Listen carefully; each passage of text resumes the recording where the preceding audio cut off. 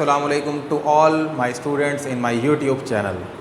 Student, class 12 chapter number 5 lecture number 2 के साथ मैं आप लोगों के सामने हाजिर हूँ। हमारा चैप्टर नंबर 5 क्लास 12 का चल रहा है, जिसमें लेक्चर नंबर 1 इंतहाई ज़रूरी है, क्योंकि आज जो मैंने लेक्चर देना है वो लेक्चर नंबर 1 पे डिपेंड कर रहा है।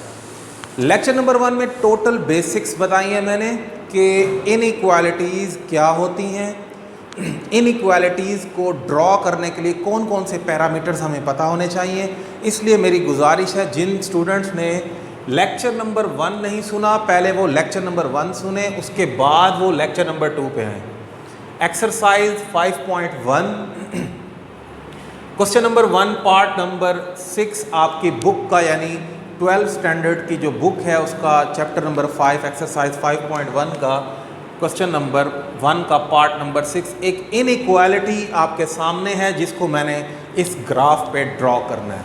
हमारा टारगेट यही है कि हमने इनइक्वालिटीज़ को ग्राफ पे ड्रॉ करना है, क्योंकि जब हमें इनइक्वालिटीज़ पे ग्रिप हो जाएगी फिर हम डिफ़ाइन करेंगे लीनियर प्रोग्रामिंग क्या चीज़ है। तो इस इनइक्वालिटी को ग्राफ पे ड्रॉ करने के लिए मुझे सबसे पहले इसकी बाउंड्री लाइन यानी एसोसिएटेड लाइन ड्रॉ करनी पड़ेगी, जो मैंने लेक्चर नंबर 1 में आपसे डिस्कस किया था। एसोसिएटेड लाइन भी कह सकते हैं, एसोसिएटेड लाइन या बाउंड्री लाइन का नाम भी दे सकते हैं। कल मैंने बताया था कि कोई भी इक्वालिटी इनइक्वालिटी के दरमियान एक बाउंड्री का काम करती है, तो इसकी एसोसिएटेड लाइन बनेगी 5x - 4y = 20। ये एक स्ट्रेट लाइन को रिप्रेजेंट करती है। इस स्ट्रेट लाइन को ड्रॉ करने के लिए मुझे 2 पॉइंट्स रिक्वायर्ड हैं, और वो 2 पॉइंट्स जो सबसे बेस्ट हैं वो मैंने बताया था कि x इंटरसेप्ट और y इंटरसेप्ट है। तो मैं इसके 2 पॉइंट्स ड्रॉ करूंगा। एक x इंटरसेप्ट ऐसा पॉइंट होता है जो लेक्चर नंबर 1 में मैंने डिटेल से बताया था, ऐसा पॉइंट होता है जो x एक्सिस पे लाई कर रहा होता है। अगर वो x एक्सिस पे लाई कर रहा होता है तो उसका y कंपोनेंट 0 होगा। तो इस इक्वेशन नंबर 1 के अंदर आप y को 0 पुट करेंगे तो आपके पास x इंटरसेप्ट आ जाएगा। Put y = 0 in equation number 1। Equation 1 के अंदर मैं y को 0 पुट किया तो ये इक्वेशन कुछ इस तरह बनी, 5x = 20 एंड x = 5 जाके डिवाइड हो जाएगा, x = 4। ये 4 एक इंटरसेप्ट है, और अगर इसको मैं पॉइंट की शक्ल में लिखूं, क्योंकि ये हर इंटरसेप्ट एक पॉइंट होता है, तो पॉइंट बनता है हमारे पास 4 0, यानी ये x इंटरसेप्ट को रिप्रेजेंट कर रहा है जिसके अंदर y कंपोनेंट क्या है, 0 है। सिमिलरली अब मैं इसका y इंटरसेप्ट निकालता हूँ। y इंटरसेप्ट के लिए मुझे क्या करना पड़ेगा, y इंटरसेप्ट ऐसा पॉइंट होता है जो कि y एक्सिस पे लाई करता है, और कोई भी पॉइंट अगर y एक्सिस पे लाई करता है उसका x कंपोनेंट हमेशा 0 होता है। पुट करते हैं हम, पुट x = 0, जैसे यहाँ हमने y 0 पुट किया था, यहाँ मैं x = 0 in equation number 1। Equation 1 के अंदर मैं अगर x को 0 करूं, देखें ये अगर मैं 0 कर दूं तो इक्वेशन बनती है -4y = 20 एंड y = -5। y = -5 और पॉइंट क्या बनता है, क्योंकि ये पॉइंट y एक्सिस पे लाई कर रहा है तो 0, -5। कोई भी पॉइंट x एक्सिस पे हो उसका y कंपोनेंट 0 होता है, कोई भी पॉइंट y एक्सिस पे हो उसका x कंपोनेंट क्या होता है, 0 होता है। तो स्टूडेंट, मैंने ये 2 पॉइंट्स निकाले हैं इस लाइन के। मैं इस लाइन को पहले इस ग्राफ पे ड्रॉ करता हूँ। सूटेबल स्केल चूज करना चाहिए। मैंने कल भी ये बात की थी कि पॉइंट्स के कंपोनेंट्स को देख के आप यहाँ पर स्केलिंग चूज कर सकते हैं, स्केल बना सकते हैं। अब चूंकि मैक्सिमम बड़ा पॉइंट है 5 और 4 और 5, तो स्केल 2-2 का भी आप जो है वो बना सकते हैं। सपोज कर लेते हैं ये 2 4 6 8 2 4 6 8 2 4 6 8 2 4। अगर नेगेटिव में ना हो तो ज़रूरी नहीं है कि आप नेगेटिव की तरफ भी और कुछ स्टूडेंट क्या करते हैं, यहाँ लिखना शुरू कर देते हैं 2, 4, 6, 8। लिखने की ज़रूरत नहीं है, क्योंकि जब आप पॉइंट लिखेंगे तो उसका कंपोनेंट ही बता देता है कि स्केल किस तरह चूज़ किया गया है। अब देखिए पहला पॉइंट है मेरे पास 4, 0। मैं इसको ग्राफ पे लिखता हूँ। इसका मतलब है x कंपोनेंट 4 है, y कंपोनेंट 0 है। तो यहाँ से मूव करते हैं पॉजिटिव x एक्सिस की तरफ। 2, 4 ये पॉइंट बनता है हमारा पहला 2, 4, यानी ये पॉइंट है हमारा 2, 4, 0, 2, 4, 0। ये पहला पॉइंट। दूसरा पॉइंट 0, -5। अब चूंकि इसमें y नेगेटिव है तो नीचे की तरफ आना पड़ेगा। 2, 4, 6, 5 यहाँ कहीं लाई कर रहा है। 4 और 6 के दरमियान जो है वो 5 लाई कर रहा होगा। ये मैंने निशान लगा दिया और ये पॉइंट बना 0, -5, 0, -5। स्टूडेंट इन दोनों पॉइंट्स को मिलाने से जो लाइन मिलेगी वो असल में इस लाइन का ग्राफ होगा जो कि हमें रिक्वायर्ड है। तो स्केल यूज़ किया करें ग्राफ नीट एंड क्लीन बनाने के लिए। मैं भी देखें आपके सामने स्केल यूज़ कर रहा हूँ। तो इस तरह आपको वो लाइन मिल जाएगी जो बाउंड्री लाइन, जिसको हमने नाम दिया हुआ है या एसोसिएटेड लाइन का नाम दिया हुआ है। तो ये है वो लाइन जो कि ये एसोसिएटेड लाइन है। कल मैंने बात की थी कि ये जो इनइक्वालिटी है ये हाफ प्लेन को रिप्रेजेंट करती है। अब वो हाफ प्लेन या तो ये वाला पोर्शन होगा या ये वाला पोर्शन होगा।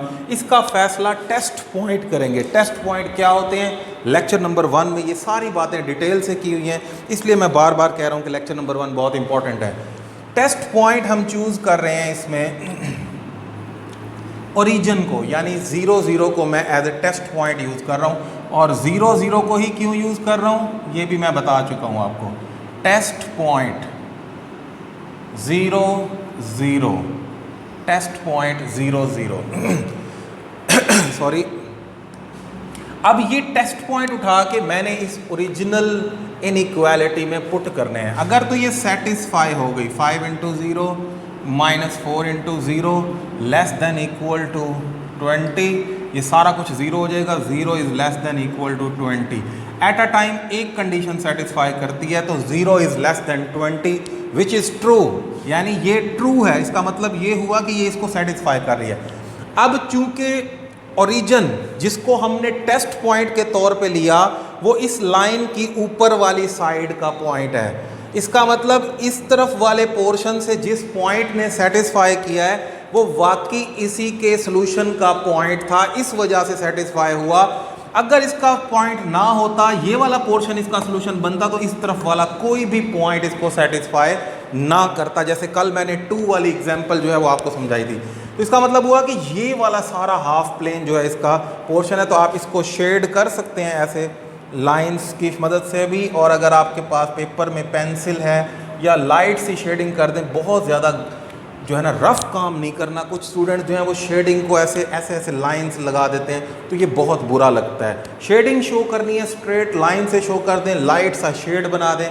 तो ये हमारा जो पोर्शन है, ये जो हाफ प्लेन जो है, ये हमारे इस सॉल्यूशन, इसका सॉल्यूशन जो है वो सेट है, इसका सॉल्यूशन का पोर्शन है। तो इसी तरह आप कोई भी इनइक्वालिटी को उसके बाउंड्री लाइन यानी एसोसिएटेड लाइन के बाद आप उसको ड्रॉ कर सकते हैं। तो अगले हम इनइक्वालिटी की तरफ मूव करते हैं।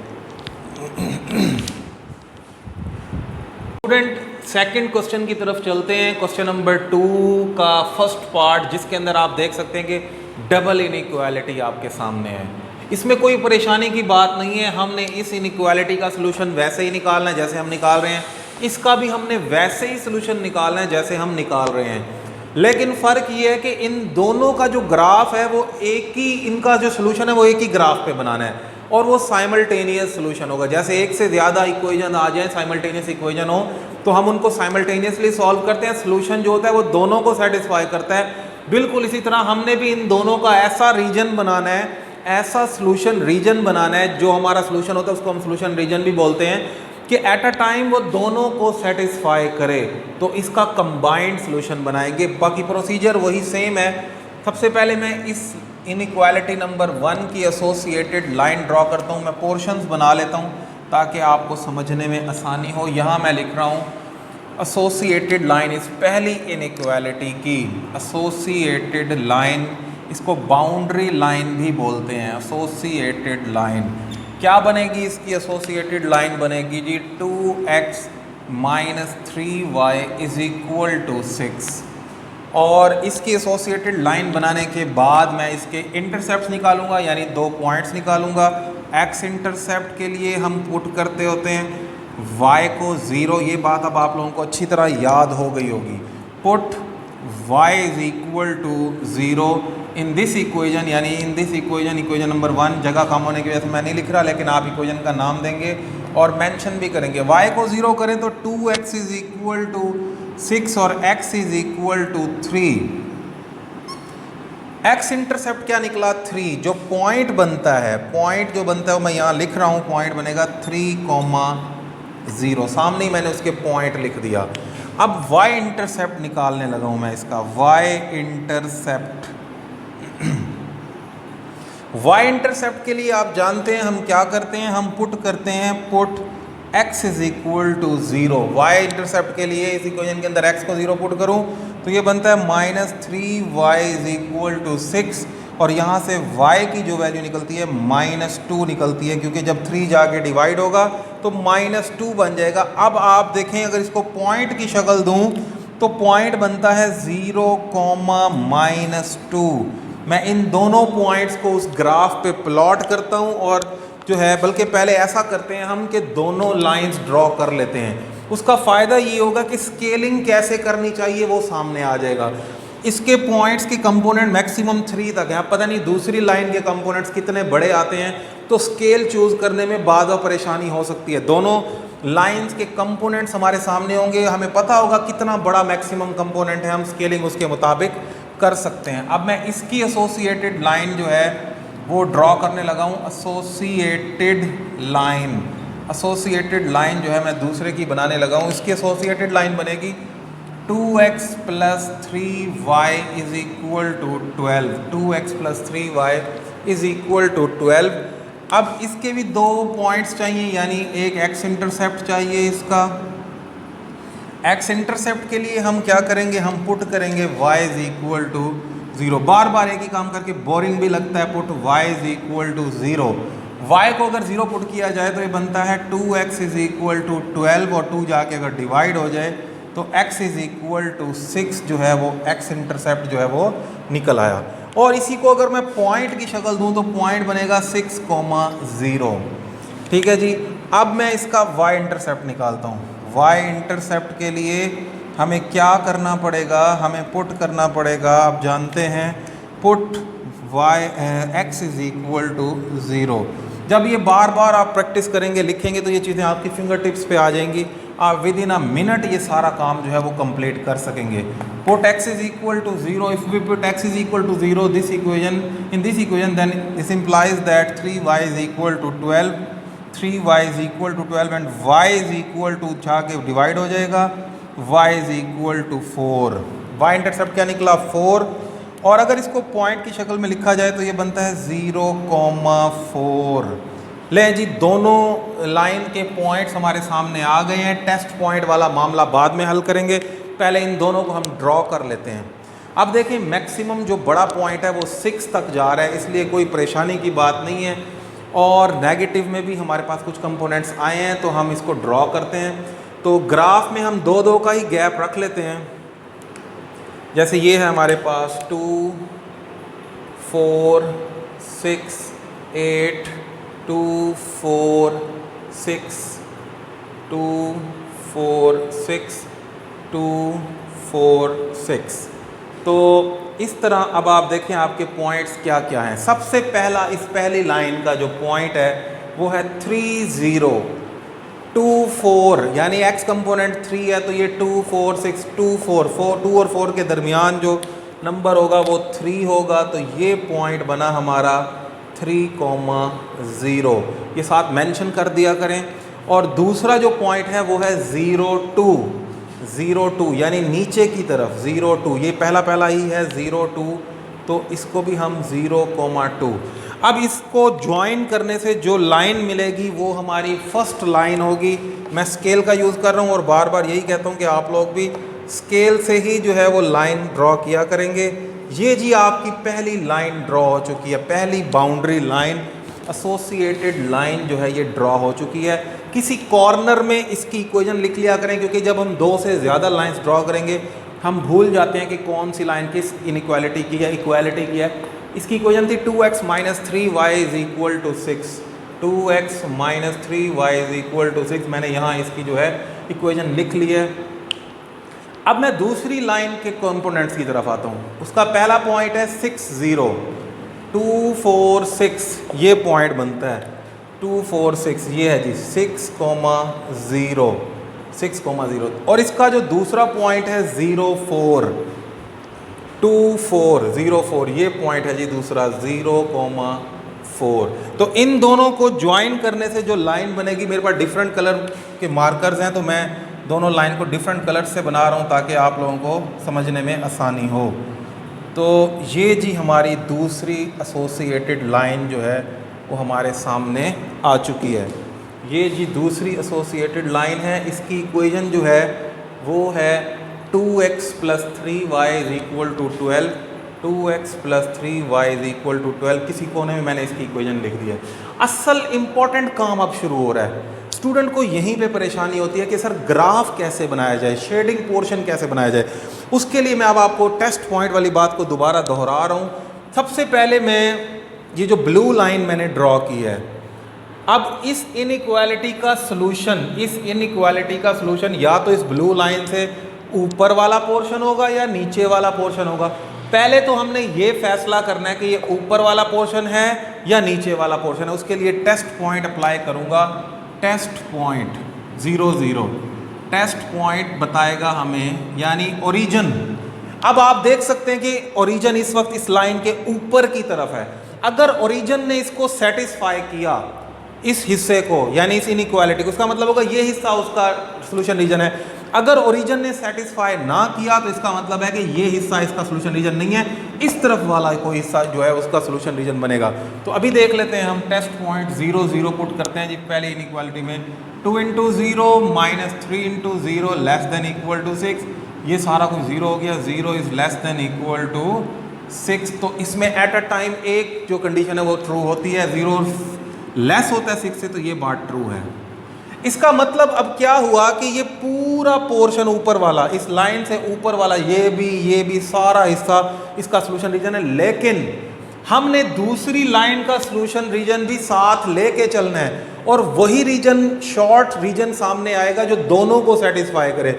इस वक्त सिर्फ आप ये याद रख लें कि हमने इस तरफ वाले हिस्से को शेड करना है। कोई निशान लगा लें या कुछ भी कि हमने इस लाइन से ऊपर वाले पोर्शन को शेड करना है। इसके ऊपर वाले पोर्शन में ये सारा का सारा पोर्शन आता है। लेकिन अब रेड लाइन क्या कहती है उसको भी हमने साथ लेके चलना है। जहां दोनों इकट्ठे एग्री हो जाएंगे, दोनों रजामंद होंगे, वही हमारा सॉल्यूशन रीजन होगा और वो दोनों को सेटिस्फाई करता होगा। अब मैं रेड लाइन की तरफ आऊं तो इसकी इनइक्वालिटी ये है। इसको भी मैं टेस्ट पॉइंट में ओरिजिन ही चूज कर रहा हूं क्योंकि ओरिजिन क्लियरली नजर आ रहा है कि इस लाइन के नीचे की तरफ है। अगर ये पोर्शन हुआ तो ओरिजिन सेटिस्फाई कर देगा। अगर ये वाला हिस्सा ना हुआ, ये वाला हुआ, तो ओरिजिन कभी भी सेटिस्फाई नहीं करेगा। तो चेक करते हैं। Test point